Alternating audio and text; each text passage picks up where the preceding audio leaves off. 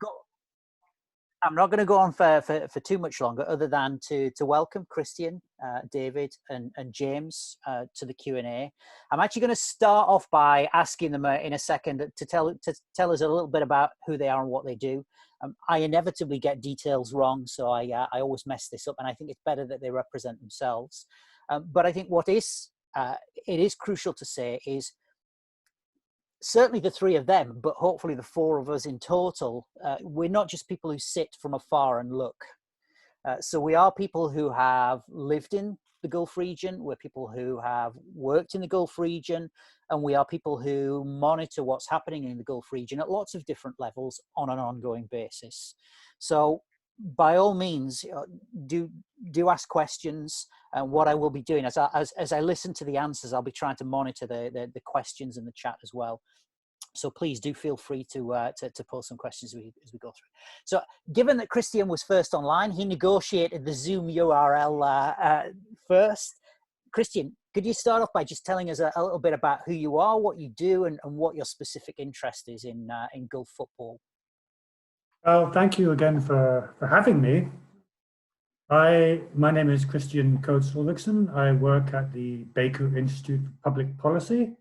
It's a public policy think tank at Rice University in Houston in the US. I work on the issues of political economy, international relations of the Gulf states, the rise of the Gulf states into regional and even international actors with sizable global weight. I've been working on these issues for about 14 years now. Always been a football fan. In fact, the very first time, for example, I heard of the UAE, the United Arab Emirates, was in 1990 when they played in the World Cup in Italy, which goes to show the value of football and literally putting Gulf states or other small states on the map.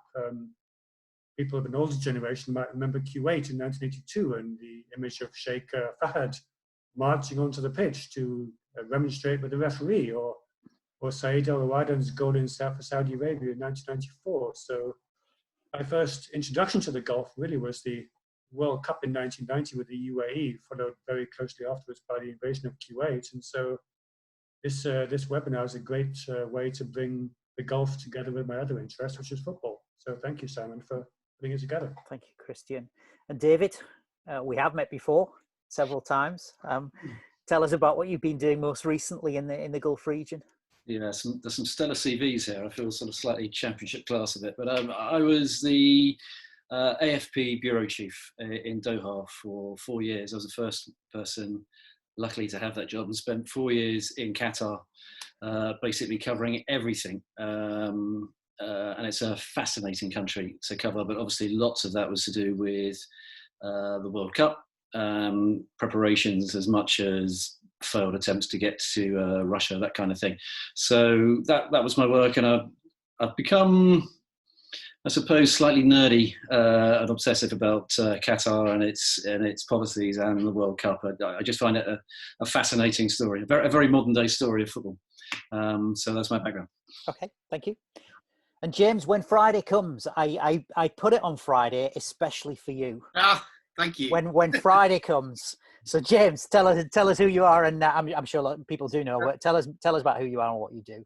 Yeah, I'm James Montague. I'm a journalist and author, and my first book, all the way back in 2008, was When Friday Comes, Football, War and Revolution in the Middle East. And it was a book, I found myself living in the Gulf. I moved to Dubai. It was my first job in journalism.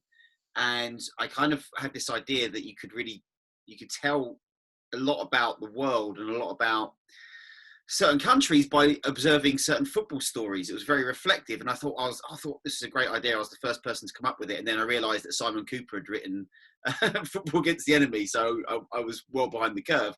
But I ended up writing a book which travelled around the Middle East. I went to every country in the Middle East and started a kind of lifelong interest in the Middle East, and especially in the football there, which is something that often gets lost in the current debate about money from the Gulf. Is that football is deeply loved, it's passionately supported. It's not just supporting Manchester United and Barcelona. You talk about Al Hilal, Ittihad, You talk about the rivalry, the Tehran derby in Iran. You get 100,000 people there. I mean, it is an obsessively followed sport. So yeah, I have a deep love of football. But then a few years later, I wrote a book called The Billionaires Club, which is about the super rich investing in football. And of course, a large part of that was money coming from the Gulf, especially the UAE and Qatar, and now Saudi Arabia. So it's kind of these two subjects which I was really interested in, kind of collided in 2020. Now, you can always tell the students that I've taught, because the first question is coming, which I'm not going to ask just at the moment. So Noor, who is one of my former students, well done, Noor. I've taught you well to get your questions in early, but I'll come back to you. Just to say a little bit about me, I have a particular interest in Eurasia generally. So it's not just a case of the Gulf and of Qatar or Saudi Arabia. I also do a lot of work, for instance, in East Asia. I have a particular interest in China, but increasingly how that impacts upon Europe. And I think, James, we had a conversation about 15 months ago saying, hey, the kind of work you do is the kind of work that I do. And I think this convergence of football and business and politics set in a Eurasian context is something that particularly interests me. And I've not only worked but travelled in the Middle East as well, particularly in the Gulf region.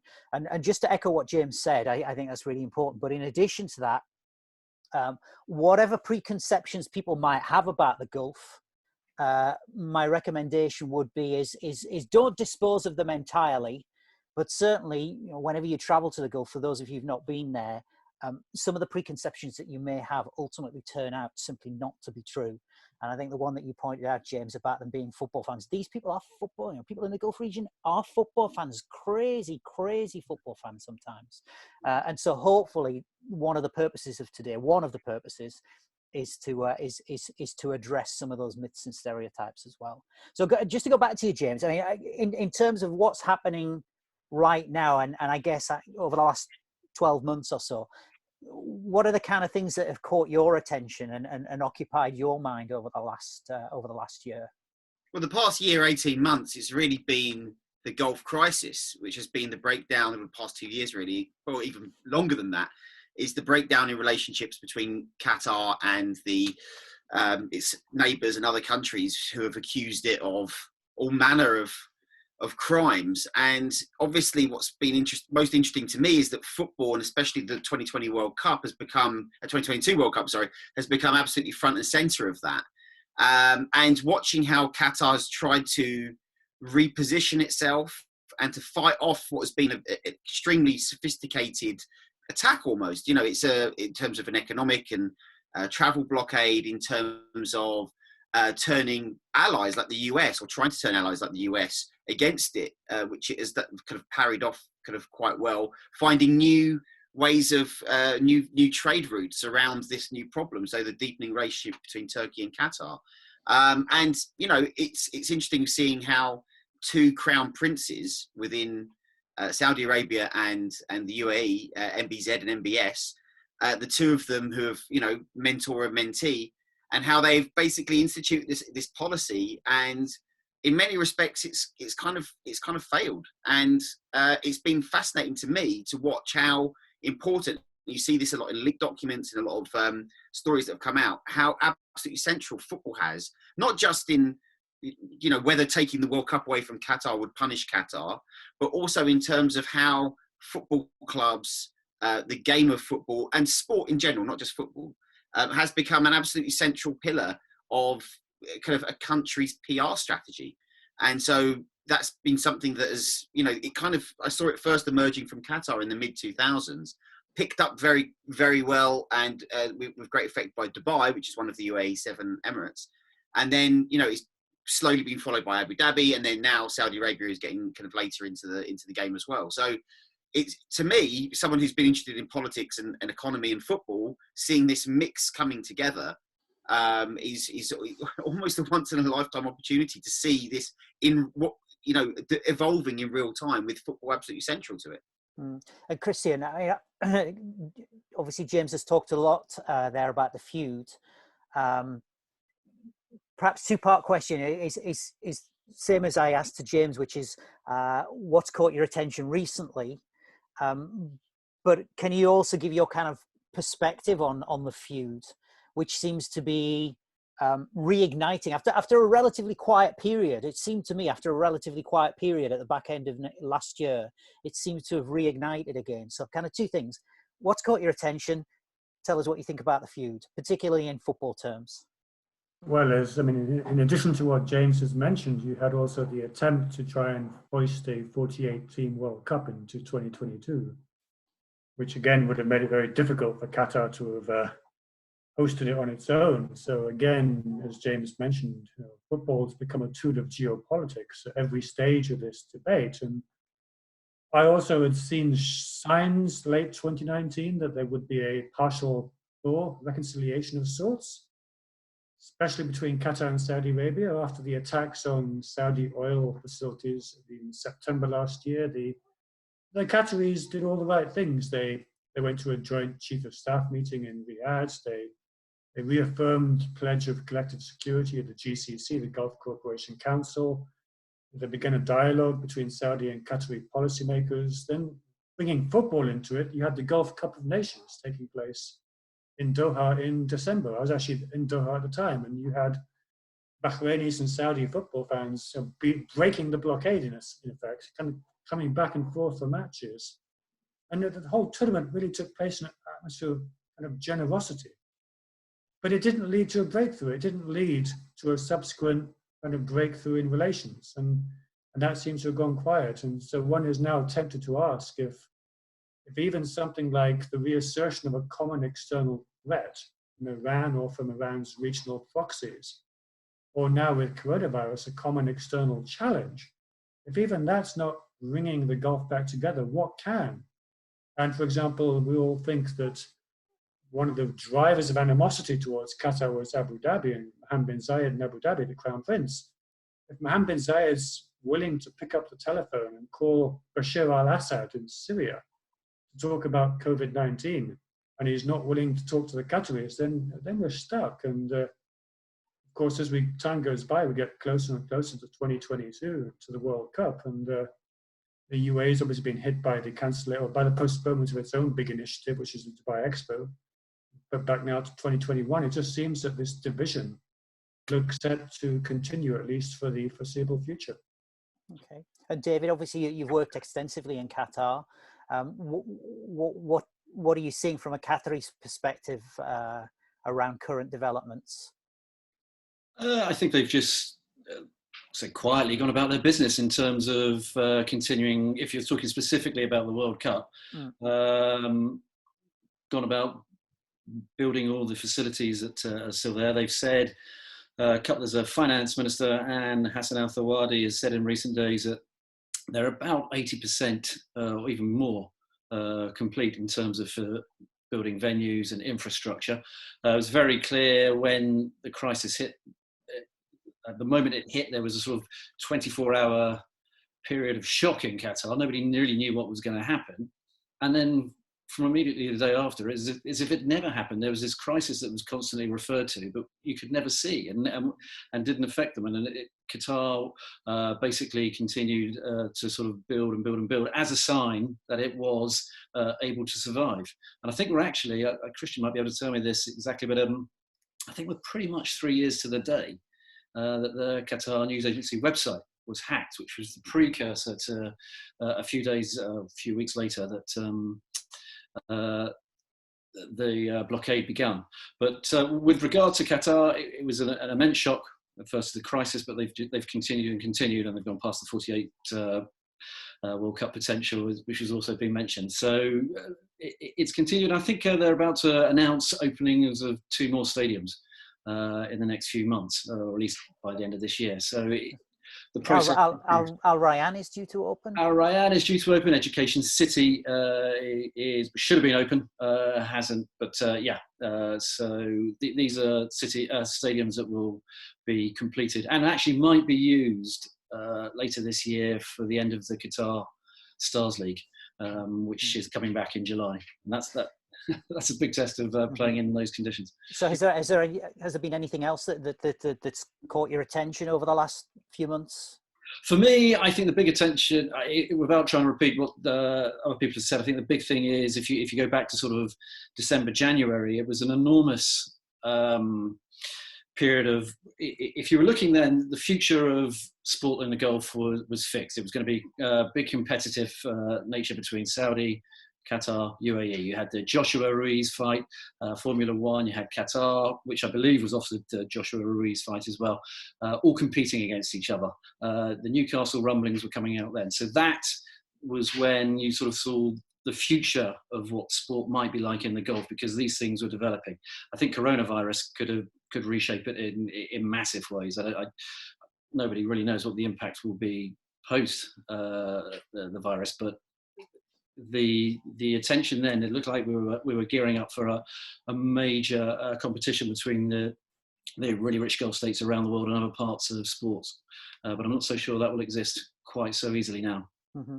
Can I just come back to you, Kristian, and to ask you from the perspective of someone with a specific interest in the political economy of football, what is your sense of the pandemic's potential impact upon football in the Gulf region? And I'm talking about football specifically in terms of the club game, perhaps, but also football more generally in terms of, for instance, event staging, sponsorships and so forth. Do you have a view on this?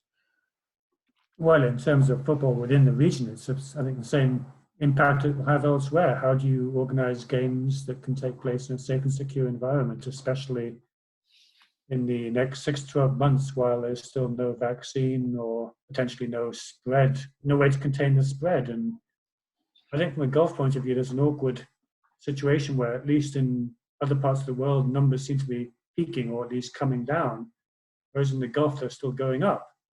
And so there seems to be a discrepancy there as well. And so having large groups of people in one place at one time is certainly a problem that hasn't been resolved. And in terms of the wider impact, obviously some of the Gulf states have been heavily involved in not just ownership, but sponsorship as well. And you think about Etihad and Emirates now entering the language of football fans, sponsoring stadiums in the UK as well as teams. And clearly those types of sectors, aviation, energy, construction, are being some of the worst hit by the pandemic and by the virtual standstill in trade and travel.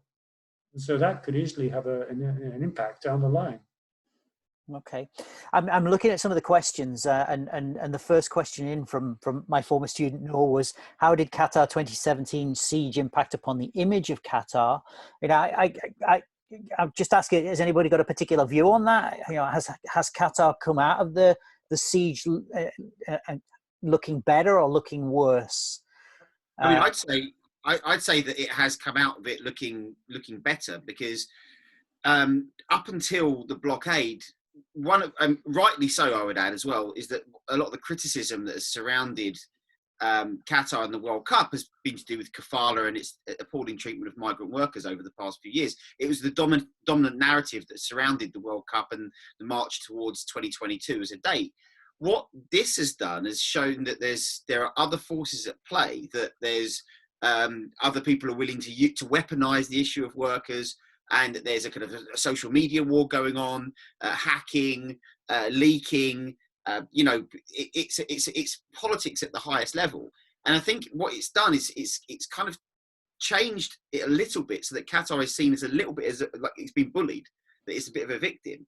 And I think that the narrative definitely has changed since that has come out, and since they've managed to kind of parry some of the worst effects of it and basically kind of reorder their economy a little bit. I mean, it's not to say that they're totally the victims here. I mean, there are still massive problems. There's still huge ethical issues about the World Cup in Qatar in 2022. And as much as they've moved towards solving the issue of, or trying to deal with the issue of kafala and the bad treatment of migrant workers, it's clearly not quick enough, and probably not to a standard that many people would accept. But it certainly, I think, has taken the edge off of a lot of criticism. Okay, I'm looking at, there's kind of a common thread in the questions and chat about fans in the region. So if I can just kind of continue with questions from the audience rather than asking some of the questions that we'd agreed beforehand. David, tell us about sports fans. Tell us about football fans in Qatar.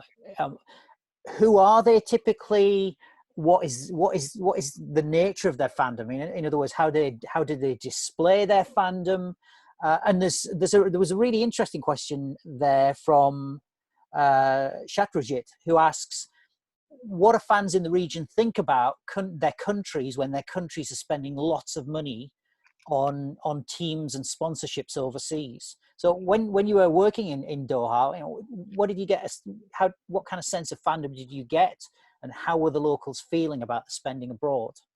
Yeah, well, as has been alluded to by everybody else, that there is genuine football fervour feeling within the country. I went rather cynically to a game between Al Rayyan and Al Sadd, which is being sort of marketed as the Classico, El Gassico for Qatar, and I sort of went with the. Have you copyrighted that El Gassico? No, it wasn't mine. I wish I okay. had. I've used it lots of times, so thank you whoever said that. So I went rather cynically, and the game was very good. And I think Al Sadd won 4-2, but right at the end of the game, the atmosphere was fantastic. But right at the end of the game, there was a contentious decision, and the fans went crazy. And the Al Rayyan fans at the end were trying to attack the Al Sadd fans, who were also trying to attack the police. And I thought, my God, this doesn't happen in Qatar. Nothing like this ever happens. But it showed, actually, it's a funny little example, but it does show there's huge passion. And you talk to many Qataris, there's huge passion for football. They tend to support one local team, either that be Al Rayyan, Al Gharafa, something like that, and Barcelona, Chelsea, they will support various teams. Some of them are in a very fortunate position that they can go and actually visit clubs in the West and watch them, as well as watch teams at home. The league at home has come under lots of criticism because it's not very well attended. That's very true. But then Qatar is not really alone in that. There's many countries where that happens, and other leagues take a bigger focus.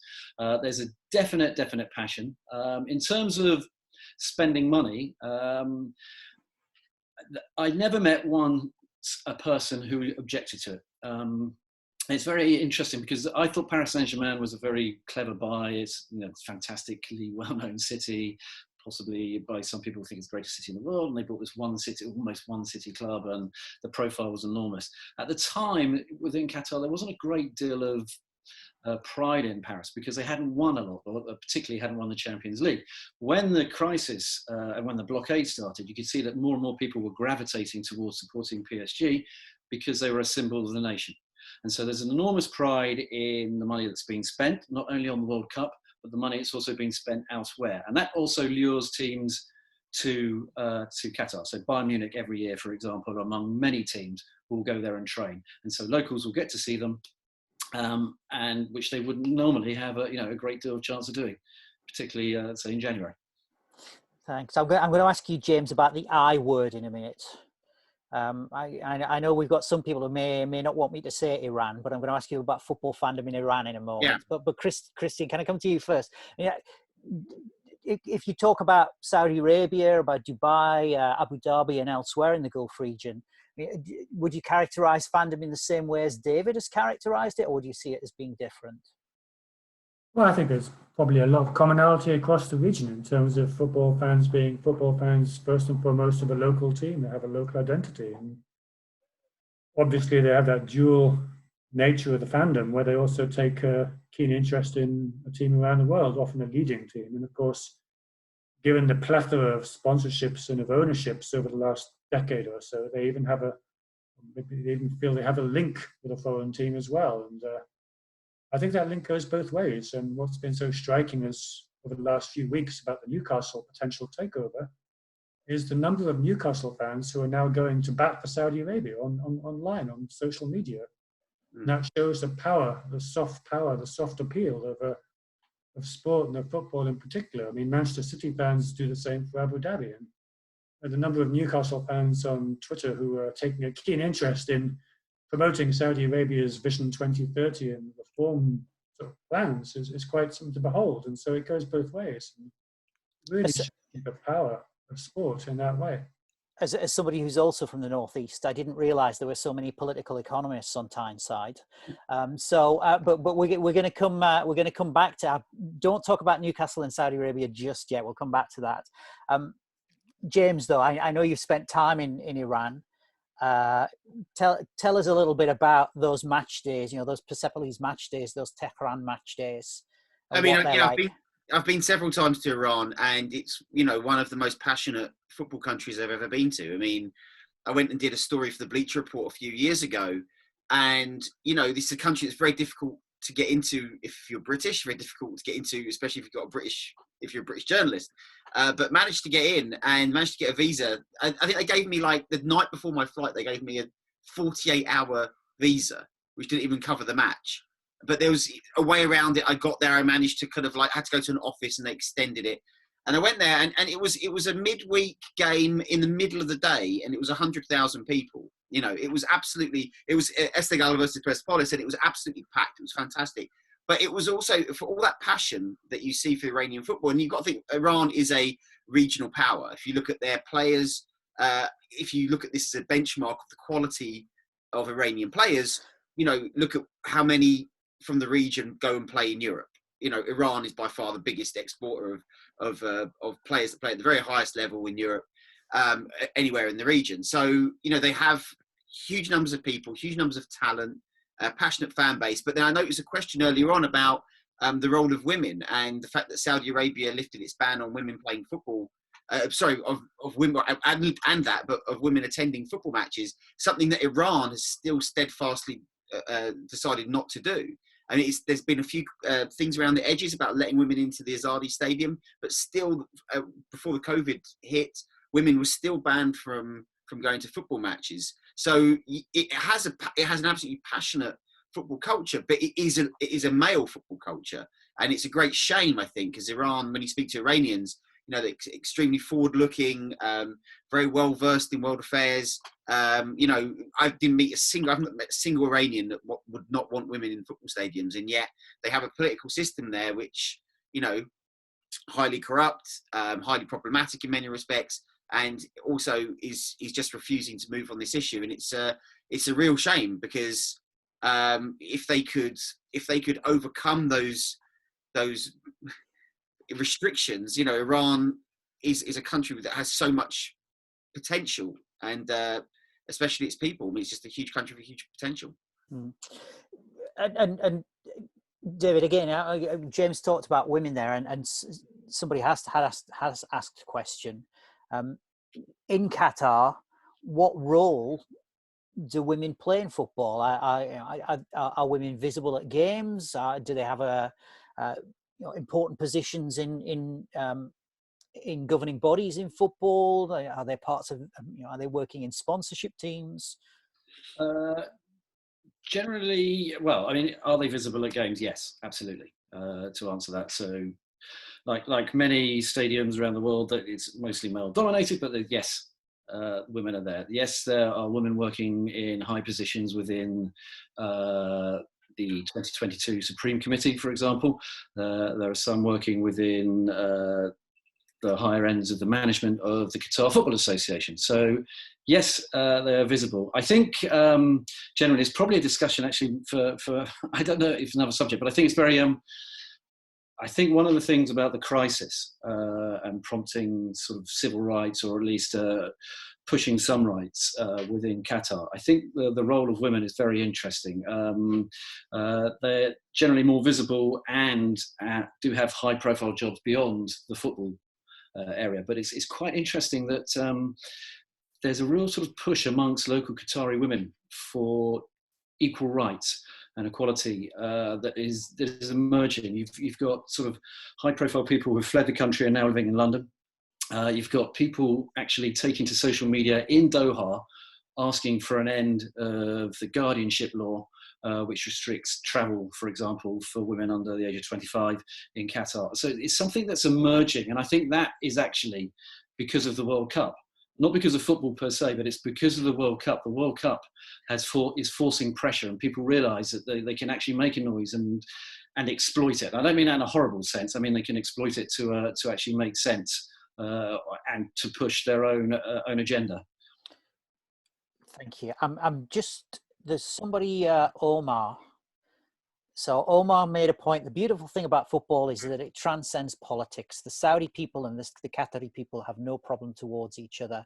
I think at this point, can I just say from my own perspective, whenever I meet Saudi Arabians, they say, yeah, okay, there are some issues with Qatar, but we're brothers and sisters together.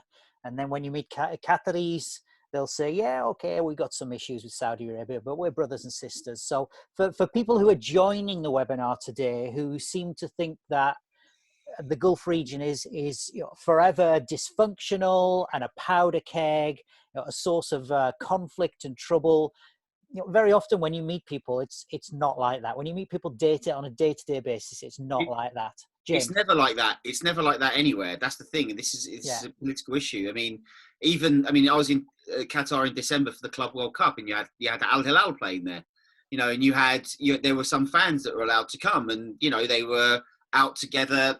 There was absolutely no problem. It's the same wherever you go in the Middle East. Even Iranians meeting Khaliji Gulf Arabs. There is no problem. This is what happens when at the elite political level that does have an effect lower down, an influence, but it's no different to meeting, I don't know, a Pole meeting a German in like 1979. Once they meet, there's very little difference between them if they can communicate. It's the politics above it which poisons everything. Yeah. Okay. Thanks for that, James. At this point, I also just wanted to say to Simeon, we just got to bide your time, be patient. The Newcastle United question will come. Okay, I'm dying to ask this question, but it's like a great soap opera. You leave the best until the end. You leave the cliffhanger until the end. So we will get to it. But if I could go back to Kristian. Kristian, as somebody who's been observing not just football, but I guess relationships across the Gulf for a considerable period of time now, in terms of Gulf nations using sport, Gulf nations using football specifically, can you explain to us why we have seen, for example, bids to host mega events, why we have seen, for example, extensive sponsorship of airlines, why we have seen some fairly sophisticated policies around sport being created? What are their motives for this? What are they hoping to get out of it?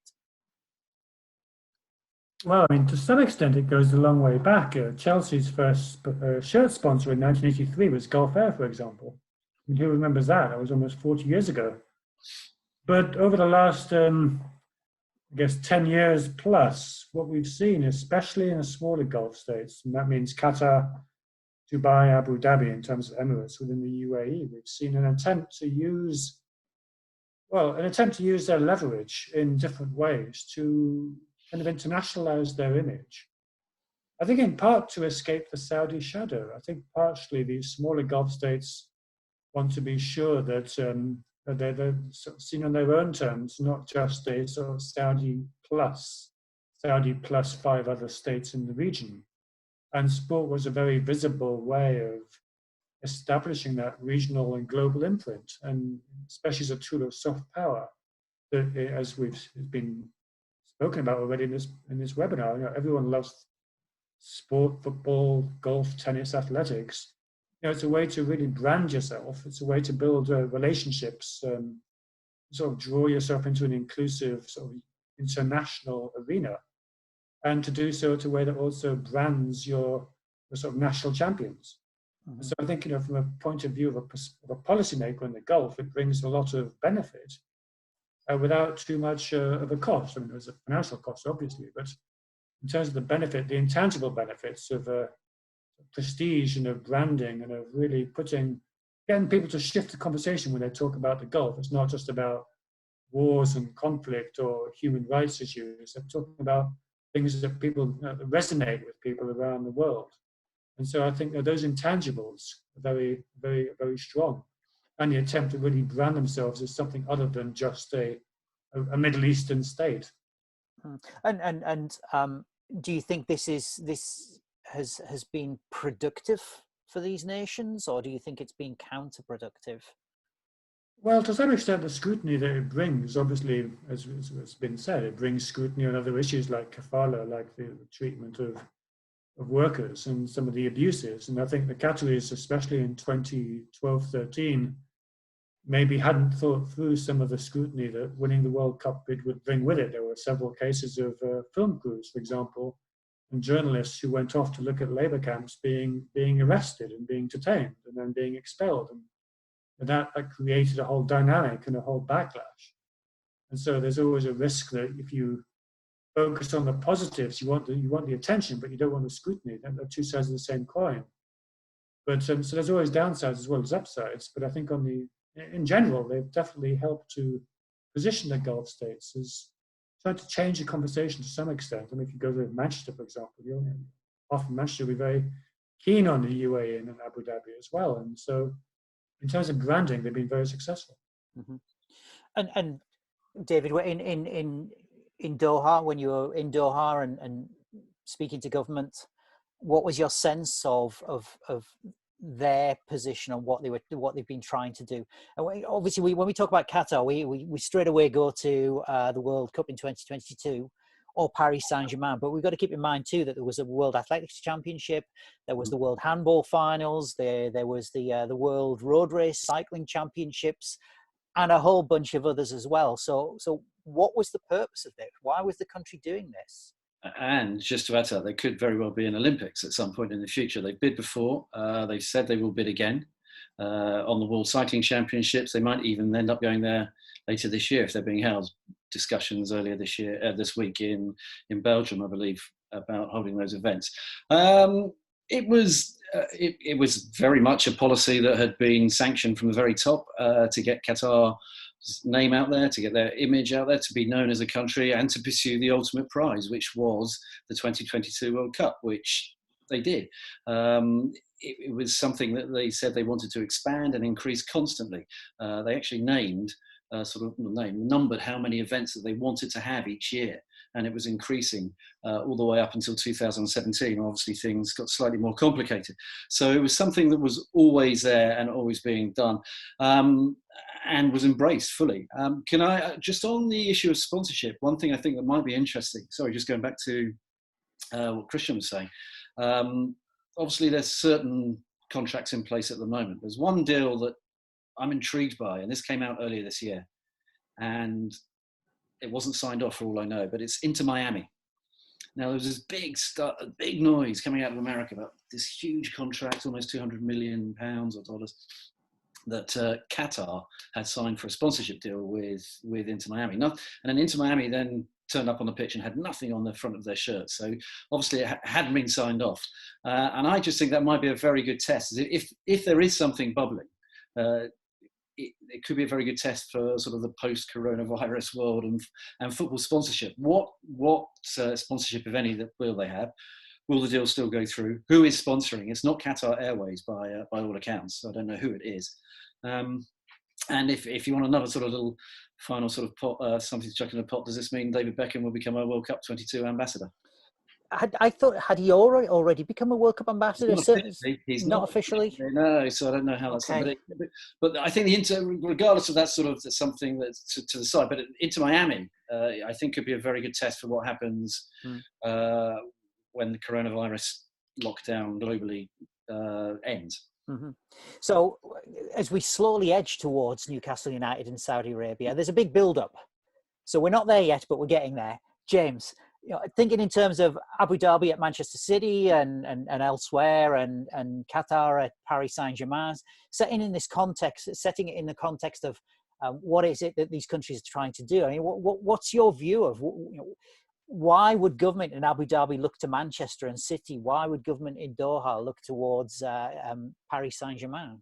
Well, I mean, this is something that I first arrived in the Gulf in 2004 when this policy, which was something that, again, Abu Dhabi was behind the curve on. This was something that Dubai was very much involved in kind of pushing forward. It was so successful in using, for instance, the Emirates deal for Arsenal, several football clubs around Europe. I mean, Chelsea had all sorts of deals. Many people actually thought that Dubai, I remember seeing one kind of survey that people thought Dubai was a country in itself. And it was interesting because we've talked about Abu Dhabi and Dubai, but the dynamic between each other is quite interesting as well, because Dubai doesn't have any of the oil. All the oil is basically in Abu Dhabi. So this was a kind of credit-fueled boom that was involved in the 2000s, real estate-led, advertising, bring people there on holiday. So it was an advertising hoarding essentially for Dubai to use sport in that way. And Qatar kind of followed in its footsteps, but had a bit more of a strategic approach to it. Because when I remember the first time I went to Qatar was for the opening of the Aspire Academy in 2000, I think it was 2004, 2005. And they paid for Maradona and Pele to meet on stage together. They famously hate each other because they always argue about who was the greatest player of all time. And they got on stage together, and Qatar had paid enough money to persuade both these guys to come on stage together. And at the time, I remember thinking, this is like a gymnasium. Why are they spending so much money here? And then, this policy that it was like an incremental kind of ramping up until you got to the kind of the Asian Games. I think it was in 2006. They failed, as David said, they failed in their bid to get to the Olympic, even to get to the final round of the Olympic bid, but they went for it. And the World Cup was always, the kind of cherry on the cake that they went for. So there was this kind of, there was a policy to do this. And I think somebody mentioned earlier on that about Saudi Arabia and about kind of leaving Saudi Arabia's shadow. And I think that's very, very important to think about with Qatar, which is strategically a much smaller nation. It has, obviously CENTCOM, the US Central Command for the region, was based there. You can think a lot about what they've been doing in the beginning of the 21st century as a way of securing a kind of a power base outside of Saudi Arabia, and so that they have other patrons, whether that's America or Iran or Turkey or whoever it is. And sport was absolutely essential in that. The fact is that if you'd asked anybody in 2004, 2009 even, they probably wouldn't have even spelt Qatar, let alone point it on a map. And now it's probably, in terms of name recognition, probably one of the most well-known countries in the world. Now, there is an issue with that. Again, with great, publicity, you bring great scrutiny. And, a lot of that has been extremely negative, especially about Kafala. But it is kind of mission accomplished in that respect. Qatar is a player, and it has a visibility on the international stage that it would never have had without its sports investments. So going back to Dubai, you can say that's very much a transactional thing. They wanted to build a place where people came and do business. And then when you had the financial crisis, 2008 onwards, Abu Dhabi moves in. There's a different political situation as well, with the coming of the Arab Spring, and the UAE turns into a bit of a security state after that, and it takes over with its resources, seeing what Dubai has done, and then basically starts on a similar path.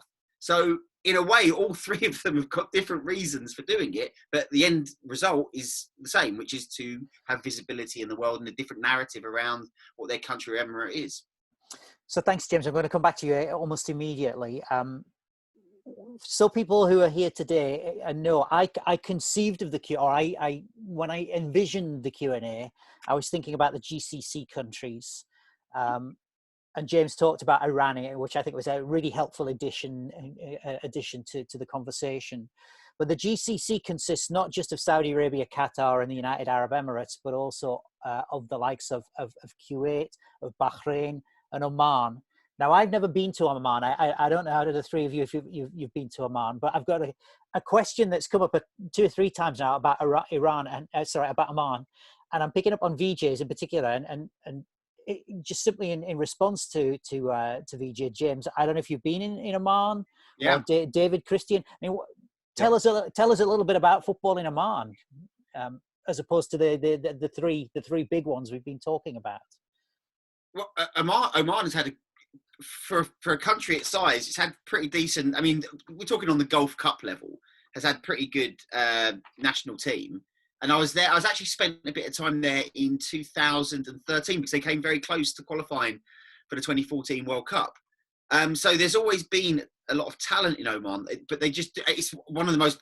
It's my favourite country in the Middle East as well. It's the most beautiful place you could go to, but they do not have the resources to invest in football. So, as I think VJ mentioned, there are in golf leagues all across the Gulf. There are lots of Omani players playing, but there just isn't the resources to put into. I mean, I know there's. I think it's in. There's a small town outside of Muscat where they have kind of the FA centre, and I know that the one of the members of the royal family, also close to the deceased Sultan Qaboos, had invested a lot in trying to, with the stadium and with the new training facilities.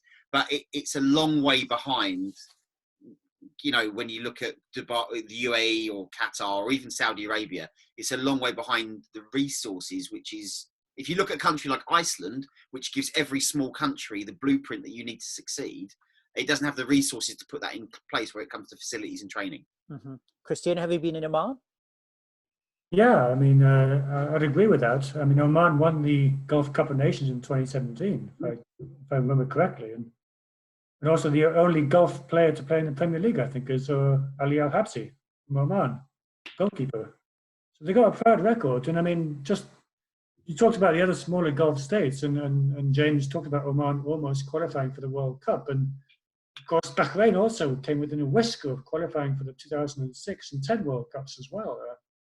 Bahrain lost a playoff, I think, to Trinidad and Tobago on away goals in 2006. And New Zealand, of course. New Zealand in 2010. And they would have become the smallest country ever to play in a World Cup. I think Iceland probably would have beaten them in terms of small size.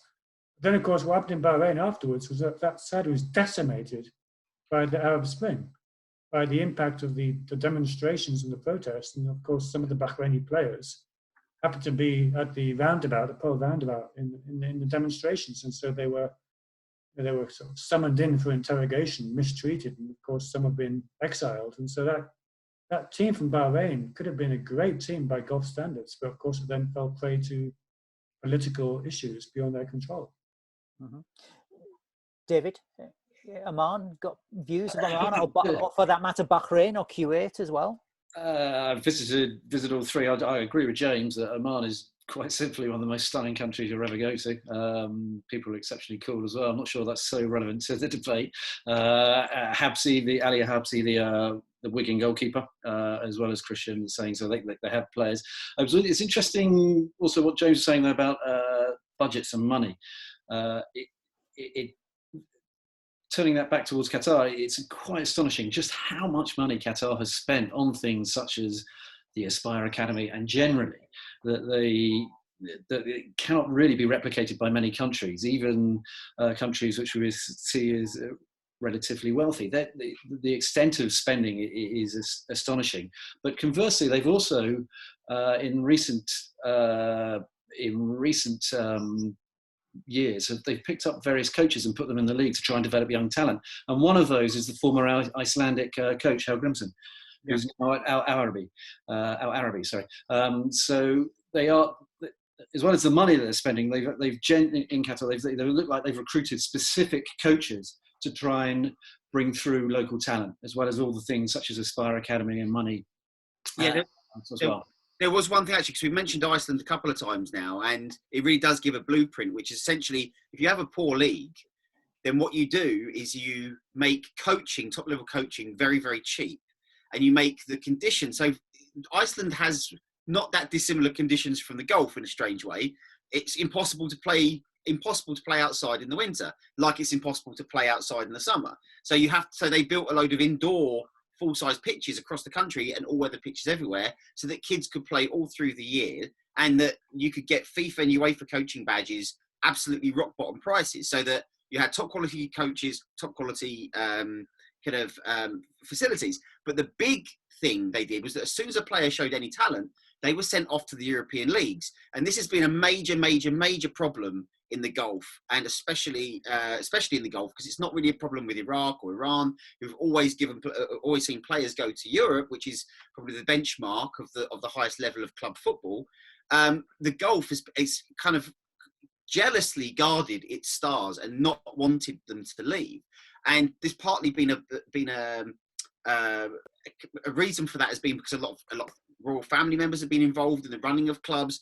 If any player has decided that they want to go, then they've just been told they can't go.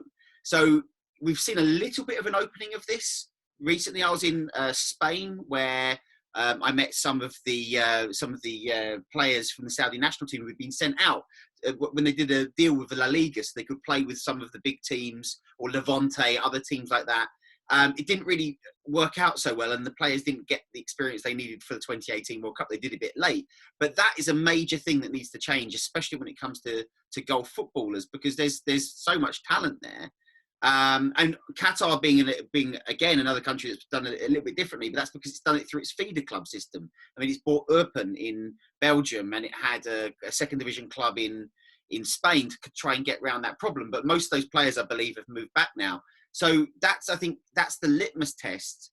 Like when Kristian started this in the beginning, which is Ali Al-Habsi is the one kind of Middle Eastern player that's played in the Premier League. That is the litmus test of how far those countries are going to be developing towards making those players international standard, is where they're going to play, whether they could actually find a team on merit in the Premier League, La Liga, Bundesliga, or another kind of top European league. Now, I think some of the questions that have come in, hopefully we've kind of answered them to a certain extent. I want to try and move on a little bit here onto to other matters. Just to throw my observation into this, Sami Al-Jaber at Wolverhampton Wanderers. So there's another one. So that's tonight's homework.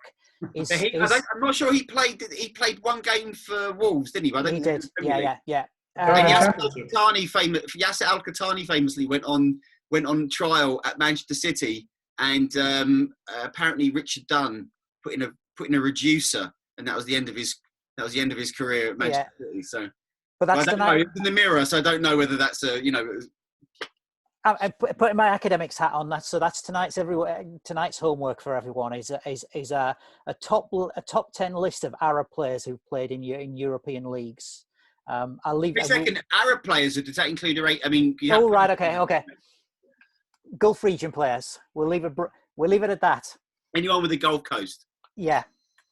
So moving on, we're gonna kind of move into some of the areas, and I know Phil Livingston is saying talk about sport washing. So Simeon's saying talk about Saudi Arabia and Newcastle. Phil Livingston's saying talk about sport washing. So I'm going to not talk about either of those things.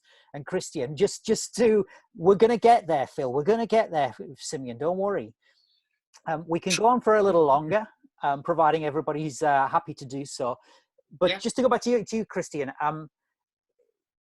soft power is another term.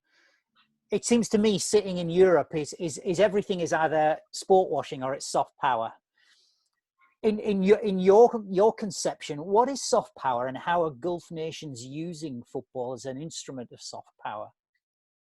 Soft power, to some extent, is changing the conversation about your country. It's about getting others to think the way you want them to think about what you're doing, what your country stands for, or getting people to do what you want them to do in terms of not coercing them, not using hard power coercion. And in the Gulf states, it's about putting them on the map. It's about getting people to think about the Gulf in a different way, in a sort of innovative way, a sort of way that is sort of more appealing to a mass European or worldwide audience. It's about demystifying the Gulf to some people in terms of it's not just a place of religious austerity. It's an open, forward-thinking, forward-looking place, which is very clear to all of us who've been there, but may not be clear to someone who's never been to the Gulf and has never heard of Qatar or Bahrain or Oman until something happens. And so in that respect, it's about reaching a new audience and doing so in different ways that resonate and that really sort of play on the hearts and minds, as well as sort of kind of demolishing some of the stereotypes as well. And I guess football in that sense is the world's favourite game, the people's game, and so it's just an obvious means through which to engage audiences across the world. David, if we think about that in Qatari terms, we think about soft power and the way that football has possibly changed global perceptions of Qatar. If you had to pick one example of something that you think either in football or in sport that has worked for Qatar in that way, what would it be? Ooh, that's a very good question, because I think Qatar the image it got immediately after winning the World Cup It went from being, as James said, a country that people didn't really know about, to a country just basically equated with very bad things, slavery, modern day slavery, or accused of corruption. So they had an exceptionally a bad image. I think where it has been able to turn that round is not necessarily to do with football or sports washing. It's through the Gulf crisis, where it has been perceived, as others have said, as the victim of what's happened. And also because it put, within its own defence of its actions, it put human rights at the centre. The human rights abuses against its own citizens, that they couldn't go and see their families in Bahrain or Saudi Arabia. Then it tried to make itself seem exceptional in terms of some of the policies it was putting through. And it has a chance to do that also again after COVID-19 it finishes. There's three or four very important things could be happening within Qatar. One is a main leg of the kafala system, which we've mentioned. Exit visas have been abolished. No objection certificates, which has been really wide open to abuse, which basically means the employer can stop you switching jobs. That's actually going through the legislative system at the moment, and that should be going. And there should be an increase in the minimum wage. At the moment, it's around about £200 a month for workers. So they could actually basically push, again, that's going through the system. That could be another way that they could define themselves or separate themselves from their near neighbours. So you've got these things going on, but also, I know Kristian will know more about this than me, there's been mooted elections to the Shura Council. And you've got, again, sorry to go on about the issue of women's rights. I think within that, the point about your question, Simon, I think that's linked to what's happening with regards to the Gulf crisis, but also the World Cup. And the World Cup can help promote those things or fast forward them to a certain degree, but also that pressure wouldn't have been there from that soft washing of gaining the World Cup. Before I go on to you, James, can I just stick with you for a moment, David, and go specifically to something that somebody, and I've got several people in chat have mentioned, is come 2022, women in Qatar and members of the LGBT community in Qatar, how is that going to be?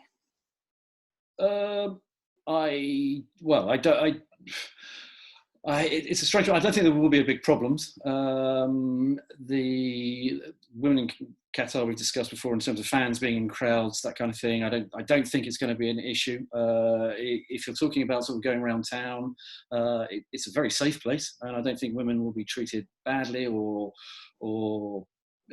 in any way feel uncomfortable. The LGBT. It's a difficult one because it's a conservative society. I think for 4 weeks, I mean, homosexuality is illegal in Qatar.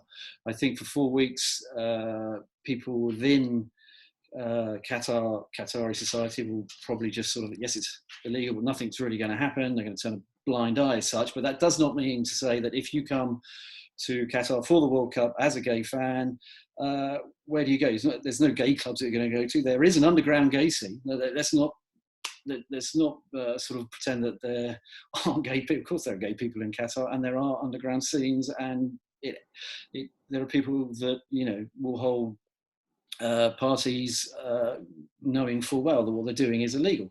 But it happens. But with regards to how people will be treated, generally, I don't think it will be a big problem.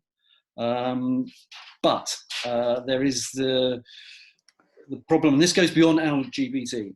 This goes beyond, and this will be anything that behaviour by certain people that they could be deemed offensive by some people, but not by others. Open displays of affection. It goes. This isn't a silly point, but Argentinian football fans, for example, tend to take their top off and twirl them around when they're watching a game. Now, this is not something that you would ever see in Qatar at the moment. You would not see people walking around topless. These kinds of behaviours, and I know I'm seeing this like a very trite point, I'm not trying to make it such, but these kind of behaviours are all going to present Qatar with a problem come 2022. And how they respond and react to things when it becomes something much more serious as LGBT, it's up to them. They said everybody is welcome. They said basically that people can come, as long as they respect the local customs and laws. And there's, just to add to David's point, I mean, this was explicitly brought up at the Club World Cup, which again, I mean, Liverpool fans made, they made a big point about whether LGBT fans would be welcome or not, and they were given assurances that they were. The Gulf is a very conservative place, and we occasionally, the only time we ever see stories like this come out really is when, a British tourist gets in trouble in Dubai, often for, then they realise that drinking alcohol is actually kind of technically illegal there unless you've got kind of a licence which you carry around with you. But most people turn a blind eye to it, and that's kind of how the Gulf kind of has operated. I mean, Saudi's a different proposition, but a lot of behaviour, a lot of things are kind of tolerated as long as it's kind of kept, on the down low. Now that's very different at the World Cup, of course, because you're going to expect the world to come and the world will be there in full. One of the interesting things is how they're going to deal with alcohol, which is culturally something that no one really is interested in, and for religious reasons, obviously, and for cultural reasons as well in Qatar. And I saw the way around it was to have very cheap beer in basically like a kind of compound out in the desert, like miles away from everywhere. But it was at least €5 a beer, because I mean, if you went to a hotel, I got charged €15 for a pint of Guinness. So they are getting around it, but it's not going to be a World Cup like it would be in Germany or somewhere like that. There'll be other benefits to it, and I think it will be a very interesting World Cup. Someone who's interested in a Gulf culture, Middle Eastern culture, I still think that there's going to be a lot of positive things about it as a football tournament. Not talking about all the things that have come in the run up to it. Very small. I use the Metro, which works very good, very cheap. You could probably see 3 games a day, and so there'll probably be a little bit of a situation that you had with Korea and Japan, in that you'll find only fans that can afford to go will go, which brings with it, a certain demographic. And so it will be, I think, you're not, we're saying that, I mean, they did bring up, Flamengo brought a hell of a lot of fans with them. They brought about 25,000-30,000 fans with them. So maybe there will be a lot of people there, but there, I think it will be, it won't quite be the kind of like the beer and topless fest that many people might think it might be. Sorry, Simon. I was just going to say I think that's one of the problems Doha faces generally when it comes to the World Cup. That if you have ever gone to a tournament, I'm sure some people who are watching have gone to tournaments. You arrive in a city and you go off to a bar. Fans always tend to find bars. Somehow they always seem to find the same bars in different cities, which has always intrigued me. How one international team and its fans can come in and find exactly the same bar. There isn't that kind of culture in Doha, as you know. So I don't know how for 4 weeks people are going to do that. And that actually, going back to the other point James was making, it might be those who are wealthier are coming in and watching the football and then staying in the Four Seasons or in a nice floating hotel somewhere in Lusail or the Pearl. And it's also been alluded to, or at least the cost of it has been alluded to by Hassan Al-Thawadi this week, saying that they don't know how they're going to make it cheaper for fans on the ground because of the current crisis that we're in. So I keep going on about coronavirus. I don't mean to, but because of the current crisis we're in, they have to make it cheaper on the ground and for people to get there, because Qatar Airways is rumoured to be just about to shell about 9,000 jobs because of the Gulf crisis and the current crisis. So it's going to be very expensive for a lot of people to go there as well as the prohibitive things when you get there, but actually being able to get to Doha in the first place could be a big problem. It might be quite there. I mean, one of the things I noticed that came out, because I travelled from Brazil to Qatar for a story for the Bleach Report, actually, to make a film. And what happened when I was in Brazil was that suddenly Qatar Airways announced a load of subsidised flights to make sure that the Brazilian fans could come, to give that kind of Brazilian atmosphere in the stadium. I would be shocked. I mean, who knows how COVID is going to affect the economies of the Gulf states, how the current oil crisis. I mean, let's not forget the price of oil at the moment is probably having a bit, and gas is having a bigger effect than anything else. Whatever the economy will look like, whatever the economic outlook will look like, I would be very surprised if Qatar Airways aren't heavily discounting flights to make sure that there's a colour in the stadium, because at the end of the day, they can build all this, and if nobody comes, or if it's a sedate atmosphere and it looks terrible on television, it almost wouldn't have been worth it all. So I I do want to talk about airlines, but I guess we won't get a chance to talk about airlines today, because airlines and airline sponsorships are something that really interests me. I mean, it is interesting, David, you mentioned about Qatar Airways shedding jobs. And yet, as they've announced that over the last 10 days, they've also announced 100,000 free tickets for care workers across the world. And I think my reading of the situation is, for Qatar Airways, the quickest and the easiest way to address some of the potential issues around attendance in 2022 is simply to give away free flight tickets. And I'm sure, I don't need to be convinced that will happen. I think it's fairly obvious that will happen at some stage. Just going back to the past, Saudi Arabian Airlines. So Saudi was a sponsor of the Formula One team, Williams Formula One team, Kristian, 1978. So that's another quiz question for what was the earliest airline sponsorship we've seen in sport. Anyway, moving swiftly on to we're into the second hour, and I don't want to take up people's time too much, because I realise that other people have got other things to do, and I also don't want to overburden the guys this afternoon. But if I could gently edge towards some more contentious issues.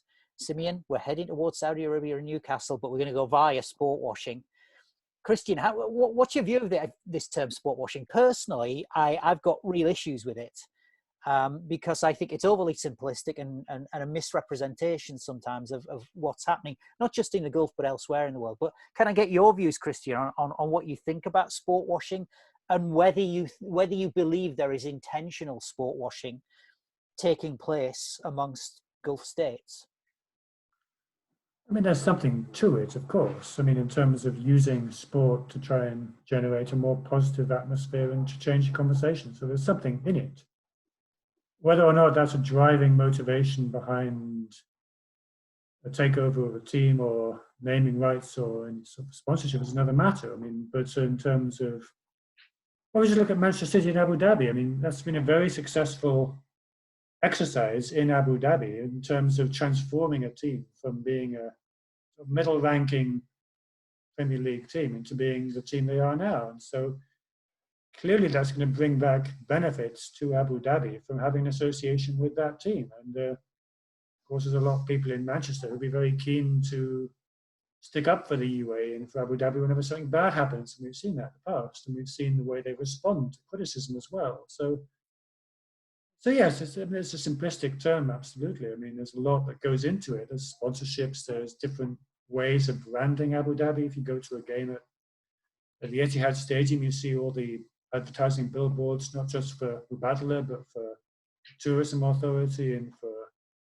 other UAE entities, which ironically now might be the issues that get Man City in difficulty at the Champions League level because of the way those sponsorships were structured. But in terms of raising the profile, bringing a prestige investment, it's been very successful. So I think it just goes both ways. And I think some of the controversy about Saudi and Newcastle is that, by any metric, buying Newcastle doesn't necessarily contribute to economic diversification or job creation in Saudi Arabia.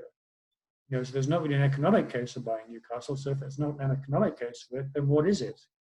Is it about prestige? Is it about something else? And if it is, then what are the end games? What are they trying to achieve? And so then I think there is a discussion to be had about what do the owners or the potential new owners want to get out of buying a team like Newcastle or a team like Manchester City.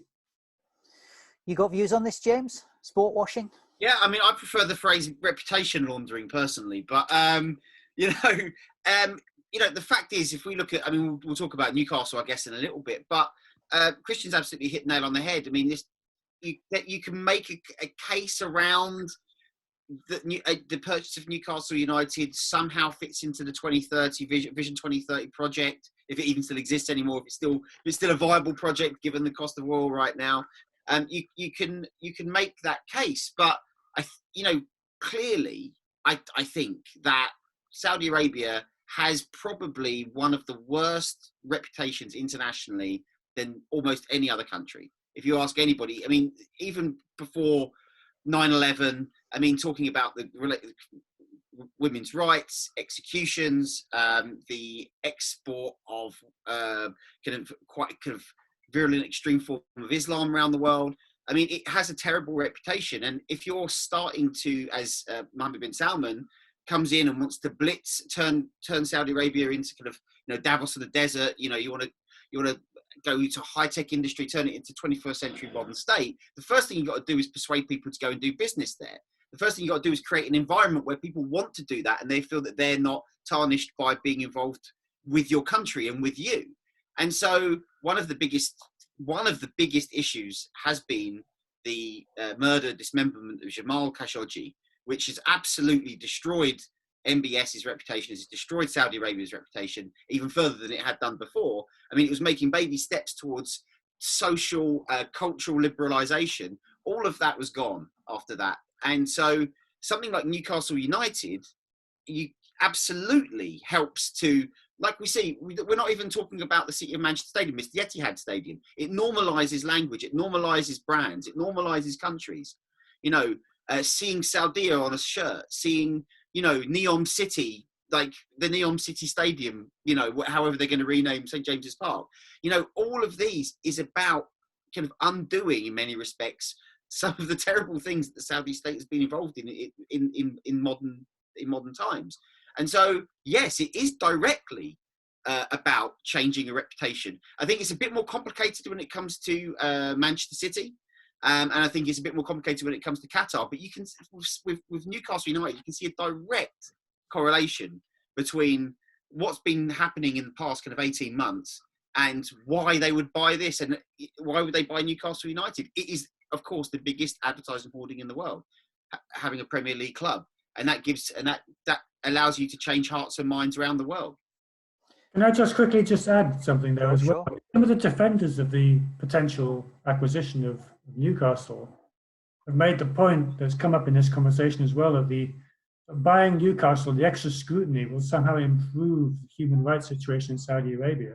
Somehow being a Premier League owner will change things for the better. Well, actually, if you look at Man City and Abu Dhabi, it hasn't. Abu Dhabi in 2008 is nowhere near as oppressive as Abu Dhabi in 2020. Now, there have been other issues. There's been the Arab Spring, the way they responded, the construction of that security state. But there's no way that one can make an argument that buying Manchester City has somehow led to an improvement in Abu Dhabi's human rights situation. It's gotten worse and exponentially worse. And so that's just because that does come up sometimes. I've seen in the debates over Newcastle that somehow, after everything that's happened, buying Newcastle will be the trick that kind of shifts Saudi Arabia to a new and better future. Well, the lesson from the UAE and Abu Dhabi and Man City is it's not going to, it won't. David, yeah, you got a view on this sport washing? Well, just on the last point, I thought it was very interesting from Kristian. Is it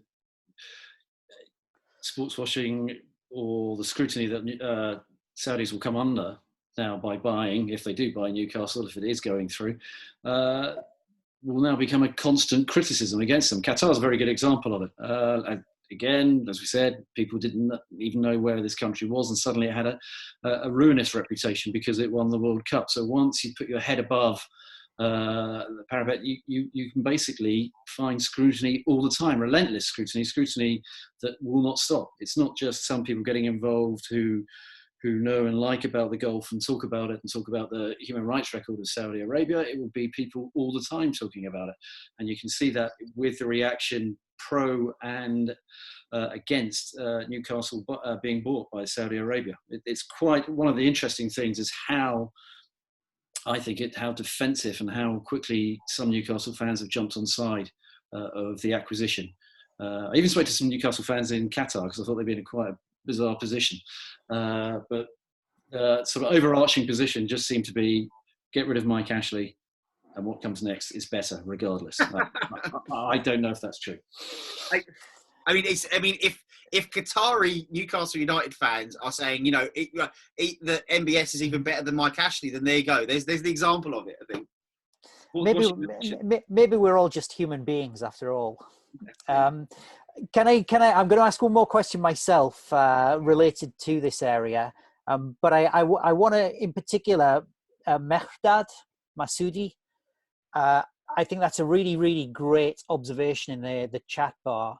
One of the things that we haven't necessarily talked about is what the World Cup means to fans in the Gulf.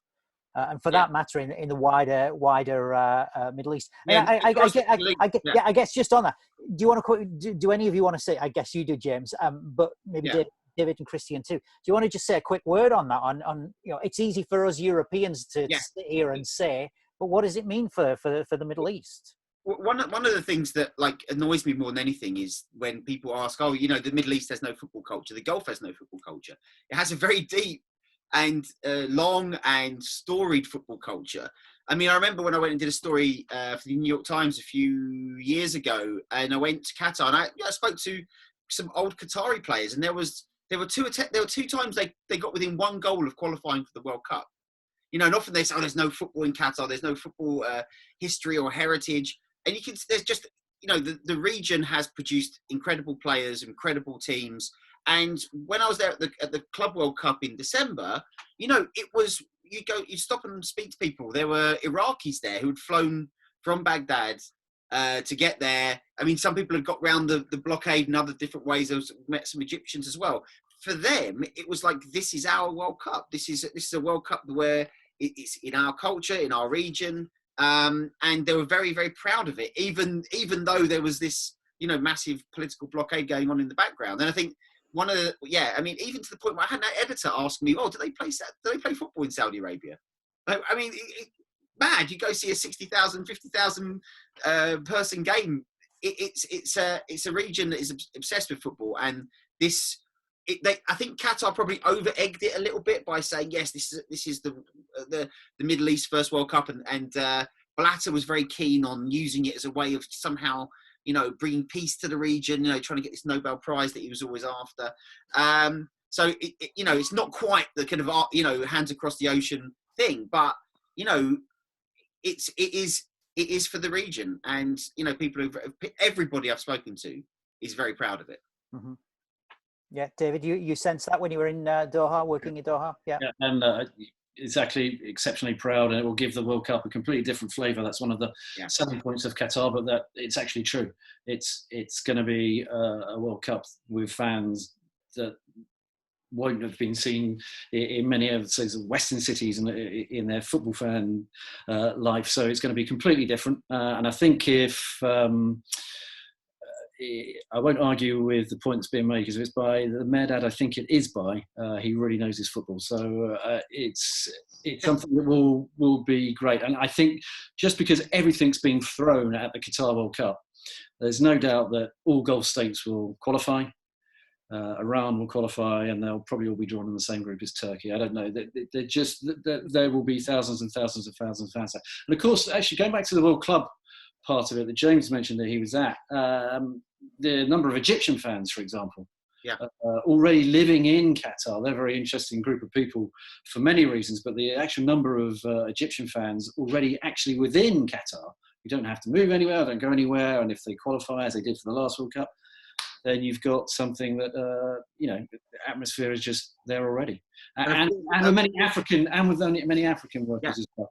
That's the recent development that I noticed from really 2015-16 onwards, was the arrival of migrant workers coming from West Africa and East Africa, working in different East Africans. You mainly met people from Ethiopia, countries like that were in Uganda, who are working in transport, taxis, Ghanaians working in construction. But you also have the greatest Egyptian player of all time, not Mohamed Salah, but Mohamed Abu Treka, who I believe is still living in exile in Qatar, because he's not allowed to go back to Egypt, because he's kind of being pursued by the kind of post-Morsi regime for being aligned too closely to the Muslim Brotherhood. So I imagine we'll see a lot more of him as the World Cup approaches as well. But the other issue as well is, if the blockade is still ongoing by 2022, I mean, a lot of people want to go to the World Cup from Saudi Arabia, from the UAE, from Bahrain, and of course from Egypt. And of course, it's more likely than not that one of those countries will qualify. I mean, Saudi Arabia will probably qualify, and Egypt at least would fancy their chances as well. So then you'd have a situation where fans would want to go to the game and would either have to run the risk of defying their governments or not. And so that could really lead to a situation where people actually, it's a once-in-a-lifetime chance of a World Cup on their doorstep. And I remember talking to Nasser Al-Khatter from the World Cup Committee a couple of years ago, who was saying that even despite the blockade, they'd received something like 1,000 applications from volunteers from Saudi Arabia. But it even received volunteer applications from people in the UAE. I mean, as we've said in this talk, I mean, these are people, they're not people bound by political or geopolitical edicts, and they want to see a World Cup on their doorstep as much as anyone else does. And so that could have an impact the longer we get, the closer we get to 2022 without any resolution. Mm. And just as James had mentioned earlier, I mean, older people in Qatar still talk about in 1981, the Qatari under-20 team got to the final of the World Championship. Yeah, and lost to Brazil. They beat England now. Oh. No, they beat Brazil in the quarterfinal. They beat England. That was it. Yeah. They lost the final to West Germany, but the guy that scored a hat-trick against Brazil remains a national hero. Yeah. So as you can see, you put a bunch of guys in a room and ask them to talk about football, no matter where that football is from, and they'll sit in a room and talk about football. I'm conscious of the time, and I don't want to go past what is my time. 3:30, I guess for other people is a little different. Just one thing I want to say before moving on to Simeon, moving on to the final subject. Just about fans and the Gulf region is looking at Saudi Arabia and some of the top clubs, their stadiums, which are huge modern venues that very often are completely full for games. We've obviously talked about Iran and passionate fandom in Iran, and we've talked quite a lot about Qatar. But I think it is important to emphasize for people who are here today who perhaps don't know too much about football in the Gulf region or across the Middle East more generally. Just incredible fandom, incredible support in places like Saudi Arabia. And this is why my view has always been, 2022 is really important, and resolving some of the issues around the relationships with these neighbours is really important if 2022 is to be what potentially it could become. Anyway, I'll leave. I'm going to push that to one side. We're coming towards the end. In a couple of sentences, and I'll go to you first, Kristian. In a couple of sentences, Newcastle United and Saudi Arabia. What's that all about? Well, if you excuse the pun, it seems to be all black and white at the moment. You either have a view of one side or the other. There's nothing in between. It's hard to make an economic case for buying any team. So you then wonder what the objectives are. On the other hand, you're buying a team which is a deep-rooted team with a passionate fan base, a large fan base. You can see the similarities between Man City in 2008 and Newcastle now. And then you can see what's happened to Manchester City in the last 12 years. And so you can see the potential value in buying a historic team and then unlocking their potential in the same way that has happened to Manchester City. Albeit that even if you pump $1 billion into Newcastle, there can only be one league winner every year. So, I mean, if Abu Dhabi is doing that and the Saudis are doing that in Newcastle, you can't both win the league. So something will have to give. But you can see the value in terms of bringing resources to a passionate and committed fan base, and then again, it'd be interesting to see if they follow the Abu Dhabi model in trying to regenerate parts of the northeast of England as well, like the Manchester City or the Abu Dhabi kind of regeneration of parts of Manchester. Although again, you wonder to what extent it's trickled down to social housing and sort of the wider urban environment. Or is it more like a bubble, with the Etihad campus? But it'd be interesting to see what happens around the football club as well. And will you see Saudia flying to Newcastle like Etihad flies to Manchester, things like that. And so it's hard to make an economic case, especially now with the double whammy of the oil price collapse and the coronavirus, which really is hitting Saudi Arabia very hard. I mean, this might be the wrong time to buy. So it's going to be one to follow with interest, I would say, but it's hard to tell at this stage. So before I ask David, Liam Weeks, name checking Liam Weeks, interesting comment in the chat by Liam Weeks. David, Saudi Arabia and Newcastle, what's that all about? We'll find out. I think it will go through. I don't think it will be stopped by the Premier League. I think if anything would stop it, it would be the piracy issue of beIN. But it may be a case that it might get approved with some sort of conditions. I find it very hard that to see that the Premier League will sanction the acquisition on those grounds alone. If you put the human rights side to one side, which isn't going to be a factor for football, it isn't ever a factor for football. If you look at what's happened in Qatar, nothing is being pushed through because of FIFA. No social reforms have come through them. It's come through other people. So it will be the be-in issue, which would stop it. And I'm assuming that it won't unless there's conditions. There's no economic case, as Kristian said, for buying a football team. However, it's a very good brand. It's a dominant one city football team, which could be turned into some sort of success. And you could say any success for Newcastle, if Saudi Arabian owners get anything, a League Cup, it's a success because they haven't won anything since 1968, 69, something like that, the Fairs Cup or something of that ilk. So yes, I can see that. I don't know if there's, and people who are much more knowledgeable on this issue than me, if one of the issues is broadcasting in future arrangements of broadcasting. The Qatari being contract with Premier League finishes in 2022, I believe, 2022-23 season. They will bid again, I'm pretty sure. But if there are other actors coming onto the stage for broadcasting rights who may have the ear of the Premier League because they've got one of their teams, who knows? James? I find it thoroughly depressing, to be honest, the entire discussion around this. Of course, the owners and directors test doesn't have a moral element about it, but we've been talking about this for 20 years, whether it's who the hell is Roman Abramovich when he decided to take over. Like, literally no one knew anything about who he was. Thaksin Shinawatra, again, it was a huge issue that was coming out about his involvement, or his government's involvement, in extrajudicial killings of suspected drug dealers and users in Thailand. We keep on, and Sheikh Mansour and what the UAE government is doing, obviously that was kind of post-purchase, but we keep on having these discussions about the morality of the people who are buying football clubs. And there's been some movement. They changed the rules a little bit when the flood of Chinese money came in.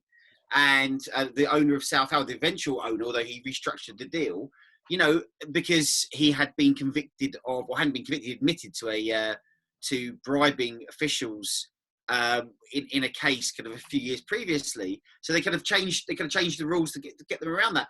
But you cannot think of if you think of kind of a country with a human rights record or a track record that you should be having second questions about on a moral issue, you'd be hard pressed really to find one other than Saudi Arabia.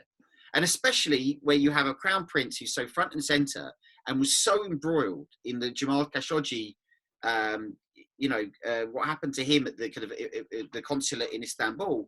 And for this then to come down to an issue of broadcasting rights, I find it absolutely, depressing, but that's I guess the Premier League. I think it will go ahead.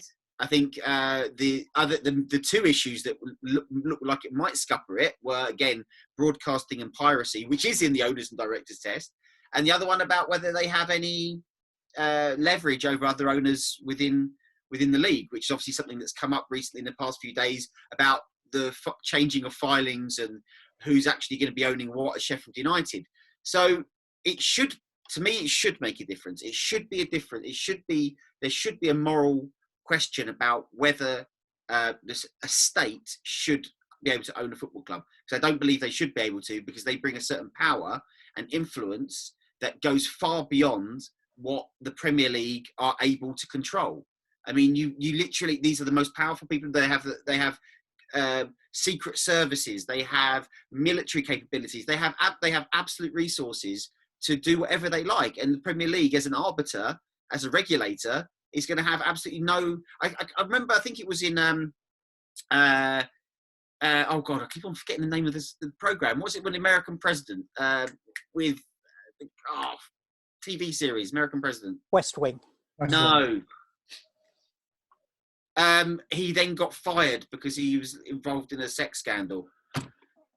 I've forgotten all of the names. Anyway, House of Cards. House of Cards. So the president had this. I think it was Tusk, who was a kind of Chinese businessman, or a businessman who had kind of involvement in China, and he tried to kind of scam the president. And he caught him, and he said, "Yeah, you might have all the money tusk, but I've got all the guns.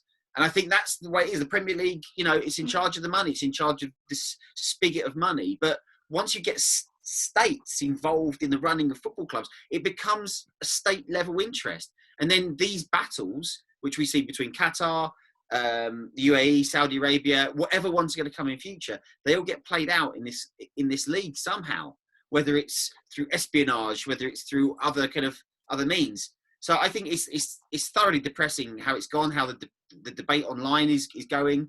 And, to be honest, if it does go through, I don't think there's ever going to be a case where someone will ever be stopped because they've got an absolutely appalling reputation. I mean, you could even have Kim Jong-un buy a club next. No, how are they going to stop him? I mean, he's not been found guilty of a fraud case anywhere, so they'd let him buy a club. It's a joke, to be honest, and I think it's damaging long term for English football.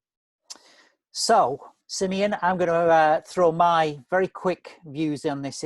I still remain to be convinced, and James knows this. He talked to me 3 or 4 weeks ago. I still remain to be convinced that this deal will be completed.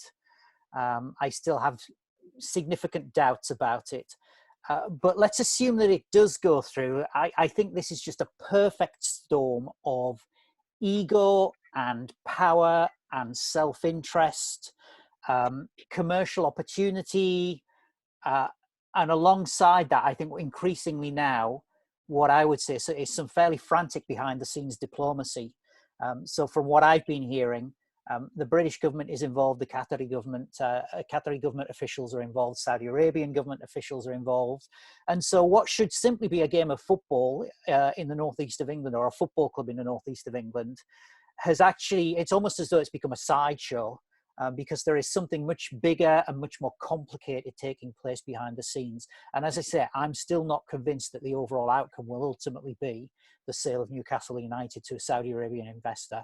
The Sun is convinced. The Sun ran with the story yesterday, didn't it? So just back in January, Talk Sport, British radio station, for people who don't know it, said the deal will be sealed within 72 hours.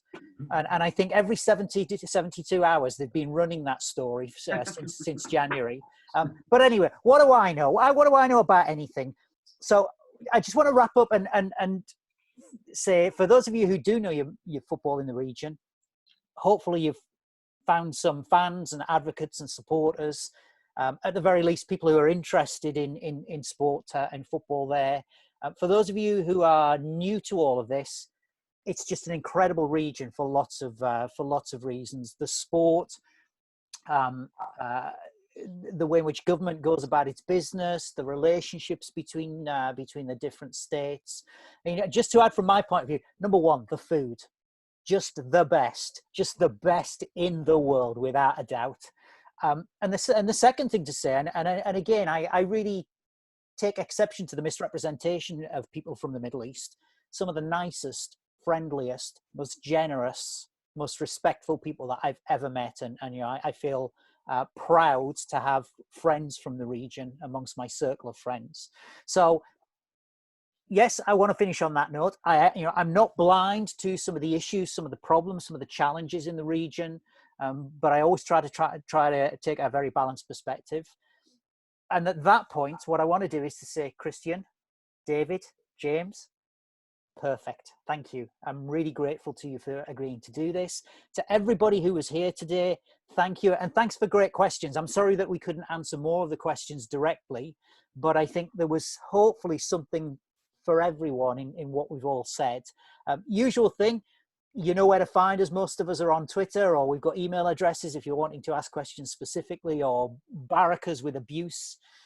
Then you'll find us somehow. I know the Newcastle United fans have been finding me pretty much every day for the last 2 months. But otherwise, just to say thanks, everyone. Stay safe, stay healthy, and I hope you have a great weekend. Cheers. Andrew, thank you very much. Thank you.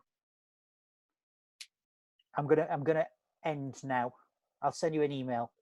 Okay, Thanks, guys. Cheers. Bye. Bye. Enjoy your weekend. Thank you. You too.